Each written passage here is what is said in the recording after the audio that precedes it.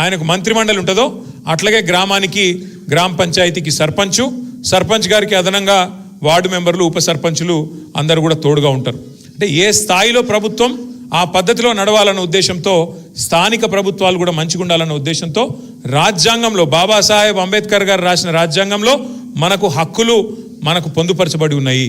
ఇవాళ ఎవడన్నా ఎమ్మెల్యే నేను ఇందిరమ్మ ఇల్లియా, నేను ఫలానదియా అంటే మీరు వాళ్ళకి చెప్పాల్సింది ఒకటే, నువ్వు ఇచ్చేదేమి నీ సొత్తు కాదు, నీ అయ్య సొత్తు, నీ అత్త సొత్తు కాదు, రాజ్యాంగం బాబాసాహెబ్ రాసిన రాజ్యాంగం ప్రకారం నా గ్రామానికి నిధులు రావాలే, ఎట్లా ఇయ్యవు నువ్వు అని నిలదీసే హక్కు మనకున్నది. ఆ విచక్షణ కూడా మనం తప్పకుండా తెచ్చుకొని మన హక్కుల కోసం మనం కొట్లాడాలా. అయితే ఇక్కడ ఎట్లుంటుందంటే రేవంత్ రెడ్డి కాంగ్రెస్ ప్రభుత్వం మరి హడావుడిగా బీసీలను మోసం చేసి 42% అని మాటలు చెప్పి దొంగ మాటలు చెప్పి ఆఖరికి ఉన్న 24ని తగ్గించి 17 చేసి ఎలక్షన్ పెట్టిండు. ఎందుకు అంటే ఒకటే కారణం, ఫైనాన్స్ కమిషన్ నుంచి జాతీయ స్థాయిలో ఫైనాన్స్ కమిషన్ ఒకటి ఉంటుంది. ఫైనాన్స్ కమిషను ప్రతి గ్రామానికి ప్రతి రాష్ట్రానికి నిధులు ఇస్తుంది. అంటే ఎంత గ్రామీణ జనాభా ఉన్నది ఆ గ్రామీణ జనాభాకు తలా ఇంత అని చెప్పి నిధులు ఇస్తారు. అట్లే పట్టణ జనాభా ఎంత ఉన్నది ఫైనాన్స్ కమిషన్ లెక్కల ప్రకారం మరి పట్టణంలో ఉండే వాళ్ళకు కౌన్సిలర్లకు చైర్మన్లకు మున్సిపాలిటీలకు అక్కడ నిధులు ఇస్తారు. అయితే ఏ నిష్పత్తిలో ఇస్తారు డబ్బులు అంటే పైనుంచి ఫైనాన్స్ కమిషన్ నుంచి ఇప్పుడు మన తెలంగాణ రాష్ట్రానికి సకాలంలో ఎన్నికలు పెట్టకపోవడం వల్ల ఒక 3,500 కోట్ల దాకా పైసలు రావాలి. ఆ 3,500 కోట్లల్లో డైరెక్ట్గా 70% సర్పంచ్ గారికే రావాలా, గ్రామ పంచాయతీకే రావాలా. ఒక 20% మండల పరిషత్ ఉంటే మండల పరిషత్కి వస్తాయి. ఒక 10% జిల్లా పరిషత్ ఉంటే జిల్లా పరిషత్కి వస్తాయి. అంటే రూపాయి స్థానిక సంస్థలకు ఢిల్లీ నుంచి విడుదలైతే 70 పైసలు సర్పంచులకు గ్రామాలకు, 20 పైసలు మండల పరిషత్కు, ఒక 10 పైసలు జిల్లా పరిషత్కు ఇవ్వాల్సి ఉంటుంది. ఇది మీ హక్కు. ఇది వాళ్ళెవరో వీళ్ళెవరో వాళ్ళ ఇష్టానికి అనుగుణంగా చేసేందుకు వీలు లేదు. అట్లాగే ఇంకొక విషయం కూడా మీరు తెలుసుకోవాలి. చాలామంది మిత్రులు అంటారు, నేను దాదాపు 1 సంవత్సరంన్నర 2 సంవత్సరాల పాటు నేను పంచాయతీరాజ్ మంత్రిగా కూడా పనిచేసిన.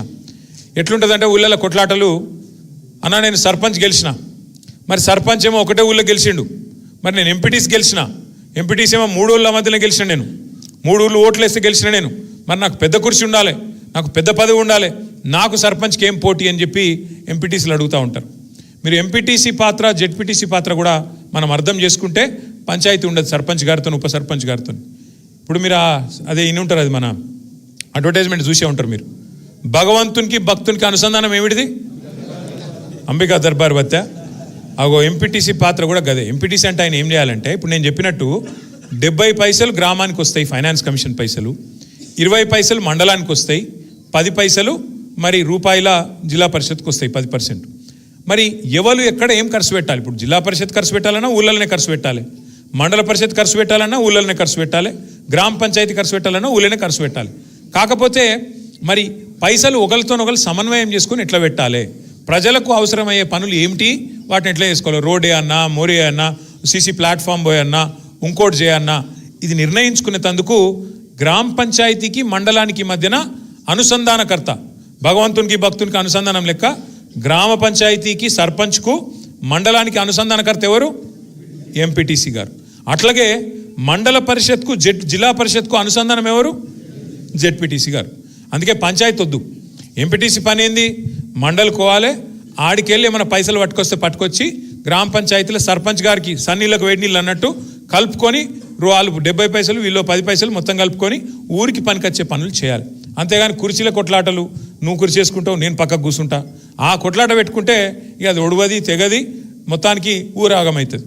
కాబట్టి మనం హక్కులు తెలుసుకోవాలి. ముందు గ్రామ పంచాయతీలో సర్పంచ్ పాత్ర అయింది, వార్డు సభ్యుల పాత్ర అయింది, ఉప సర్పంచ్ గారి పాత్ర అయింది, ఇవన్నీ కూడా తెలుసుకోవాలి. అందుకే ఏం చేద్దాం అనుకుంటున్నామంటే ఇప్పుడు 17 తారీఖు రోజు ఎలక్షన్లు రేపే అయిపోతాయి, 3 విడతల్లో ఎలక్షన్లు ఉన్నాయి, రేపు అయిపోతాయి. దీని తర్వాత తొందరలోనే మరి జిల్లా పరిషత్ ఎలక్షన్లు కూడా పెడతారని చెప్పి వార్తలు వస్తున్నాయి. జనవరిలో పెడతారు లేదా ఫిబ్రవరిలో పెడతారు అని వార్తలు వస్తున్నాయి. అవి కూడా పూర్తయితే మనం ఏం చేద్దామంటే పార్టీ పరంగానే అన్ని జిల్లాలలో మనకు పార్టీ కార్యాలయాలు ఉన్నాయి.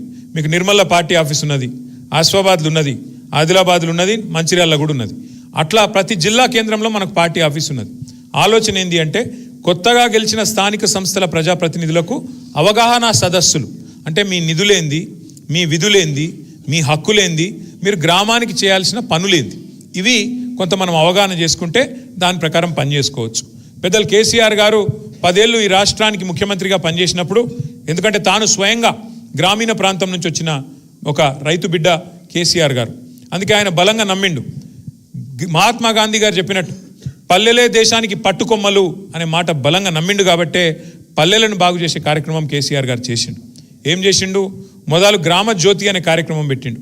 ఆ తర్వాత పల్లె ప్రగతి అనే కార్యక్రమం తీసుకొచ్చి నెల నెల ప్రతి పల్లెకు మీకు ఫైనాన్స్ కమిషన్ ద్వారా వచ్చే డబ్బులు కేంద్ర ప్రభుత్వం నుంచి రూపాయి వస్తే రాష్ట్ర ప్రభుత్వం కూడా దానికి ఒక రూపాయి తోడు చేసి ప్రతి నెల జీతం ఇచ్చినట్టే 1వ తారీఖు కానీ 2వ తారీఖు కానీ మీకు గ్రామ పంచాయతీకి ఇవ్వాల్సిన నిధులను టంచనుగా మీ ఖాతాలో వేసి, ఎందుకంటే విధులు చెప్పడమే కాదు కదా, ఏం చేయాలనో పని చెప్పుడే కాదు, నిధులు కూడా ఇవ్వాలి.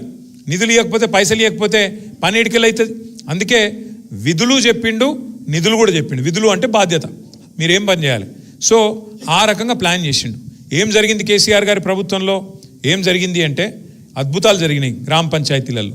గుర్తు తెచ్చుకోండి ఒకసారి. 2014 ముందు రాష్ట్రంలో పల్లెలు ఎట్లుంటుండే, తర్వాత ఎట్లయినాయి. ఇవాళ మీరు ఖానాపూర్ నియోజకవర్గంలోని ఏ పల్లెకు పోయినా ఆ పల్లెలో ఒక నర్సరీ ఉంటుంది.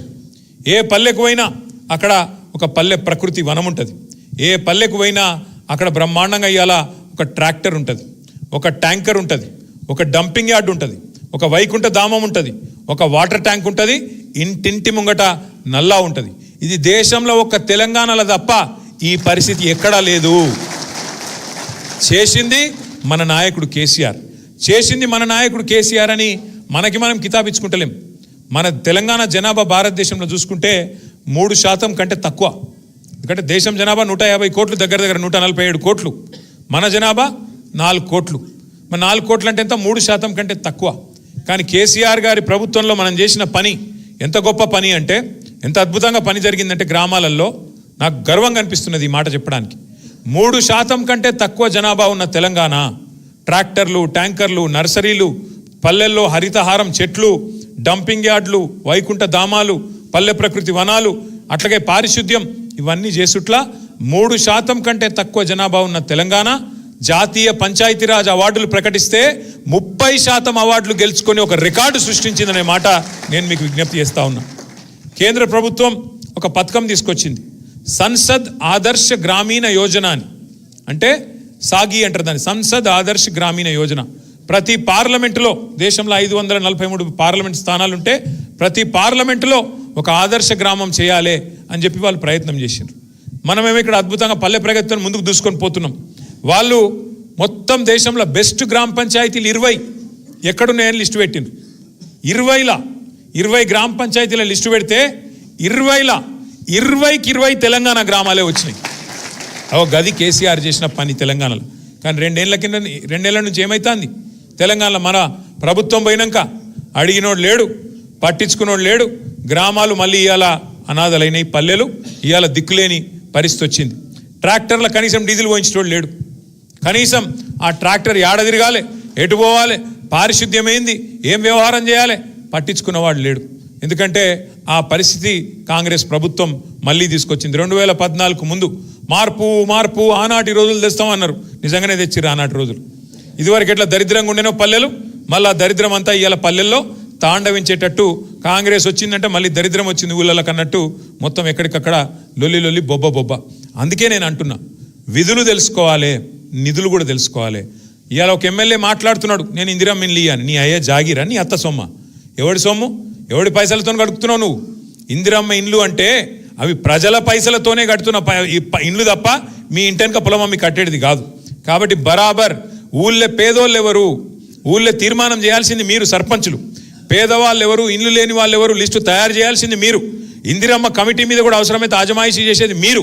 కాబట్టి సర్పంచులు మీ హక్కులు తెలుసుకుంటే ఎవడన్నా ఎగురితే ఎమ్మెల్యేనో ఎంపీయో వాళ్ళ తాట తీసి లైన్లో పెట్టి నిజంగా న్యాయంగా పేదవాళ్ళు ఎవరైతే ఉన్నారో వాళ్ళకి ఇప్పించాల్సిన బాధ్యత మీరు తీసుకోవాలని చెప్పి నేను కోరుతా ఉన్నాను. అట్లాగే ఇంకొక 2 ఏళ్ళే కాంగ్రెస్ ప్రభుత్వం ఉండేది, ఇంకో 2.5 ఏళ్ళు అటెనక మళ్ళీ వచ్చేది మన ప్రభుత్వమే. మీకు తెలుసు, నాకు తెలుసు, రేవంత్ రెడ్డికి కూడా తెలుసు. ఎందుకంటే ప్రజలు ఎదురు చూస్తూ ఉన్నారు. ఇది ఎందుకు చెప్తున్నా మీకు ముఖ్యంగా అంటే, మీరు ఇప్పుడు గెలిచింది 5 ఏళ్ళ కోసం గెలిచినారు. ఇప్పుడు ఈ కాంగ్రెస్లో ఉండేది 2.5 ఏళ్ళే. అటెనక లాస్ట్ 2.5 ఏళ్ళు మళ్ళీ కేసీఆర్ గారి ప్రభుత్వంలో మీరు ఉంటారు. కాబట్టి నేను ఏం చెప్తున్నా అంటే మీరు అందరూ ఊళ్ళలో మాట ఇచ్చి ఉంటారు, నేను ఇది చేస్తా అది చేస్తా అని. ఇప్పుడు కాంగ్రెస్ వాడు ఏమంటాడు, మరి ఇది చేయాలి అది చేయాలంటే నువ్వు నాతో రావాలి అంటాడు. నేనేమంటున్నా, ఇవాళ కాంగ్రెస్ ఎమ్మెల్యేలే దిక్కులేక వాళ్ళే ఉత్తరాలు రాసుకుంటున్నారు, మాకు పైసలు ఇస్తలేడు ముఖ్యమంత్రి అని చెప్పి. ఒక ఆయన వరల్డ్ బ్యాంకు దరఖాస్తు పెట్టుకున్నాడు, ఇంకొక ఆయనేమో నాకు పైసలు ఇవ్వయా మహానుభావ అని చెప్పి బహిరంగ వేదికల మీద దండం పెడుతున్నాడు. కాబట్టి ఎమ్మెల్యేలకే దిక్కు లేదు, వాళ్ళు ఊర్లకేం పైసలు